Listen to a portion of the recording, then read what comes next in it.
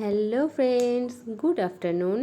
এখন বাজে 12:30 আর আমার স্নান হয়ে গেছে। আর আমি আমার হাজব্যান্ডের জন্য অপেক্ষা করছিলাম যে কখন সে বাড়ি ফিরবে।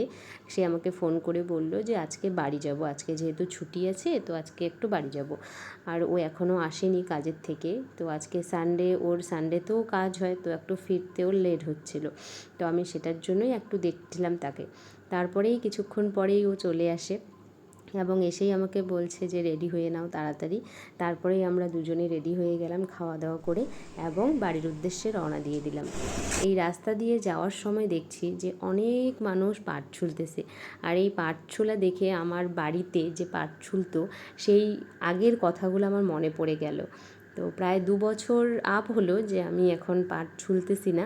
আগে আমাদের গ্রামের বাড়িতে অনেক পাট ছুলতাম। যতগুলা পাট আমাদের করতো সবগুলাই হচ্ছে আমি আর আমার মা ছুলতাম।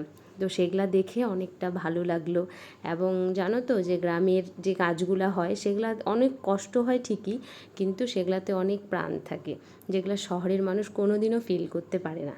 তো সেসব দেখে অনেকটাই অনুভূতি চলে আসলো। প্রতিটা কাজেই কষ্ট থাকে, কষ্ট ছাড়া কোনো দিনও ফলাফল মেলে না এবং মানুষকে প্রতিনিয়তই কষ্ট করে যেতে হয়। এবং তারপরেই আমরা দমনিতে পৌঁছাই। এবং দমনির যে এই সুড়ঙ্গের যে রাস্তাটা, এটা আমার আগের থেকেই ভালো লাগতো। কারণ আগে যখন আমার হাজব্যান্ডের সাথে আমি প্রেম করতাম, মানে বিয়ের আগে, তখন হচ্ছে আমরা এই জায়গাগুলোতেই ঘুরতে আসতাম, বিশেষ করে দমনিতে। এখানটায় আমরা মোমো খেতে আসতাম, চা খেতে আসতাম, মানে আড্ডা দিতে আসতাম আর কি। তো এই জায়গাটা আমার ভীষণ একটা পছন্দের জায়গা। আর এখন দমনিতেও করা হলো আই লাভ দমনি।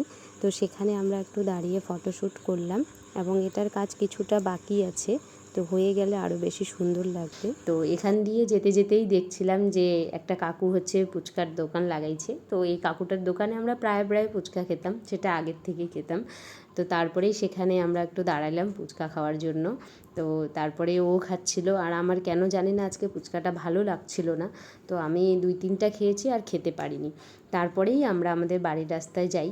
এবং এই রাস্তাটা এত খারাপ, এটা হচ্ছে আমাদের রেলের জায়গা, তো যার জন্যই রাস্তা ঠিক হচ্ছে না।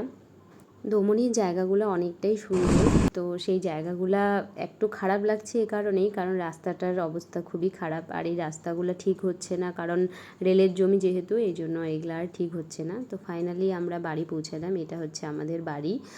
আর আমার রুমের অবস্থা তো খুবই খারাপ, কারণ 1.5 মাস 2 মাস পরে আমরা বাড়ি যাই। আর এই যে দেখছো প্লাস্টিক দিয়ে আমি সব কিছু ঢেকে রাখি যাতে ধুলা না পড়ে, নোংরা না হয়, তাও বাড়ি গিয়ে পরিষ্কার করতে লাগে। তো আজকে আর আমি কিছুই পরিষ্কার করব না, কারণ আমরা রাতেই ফিরে যাচ্ছি।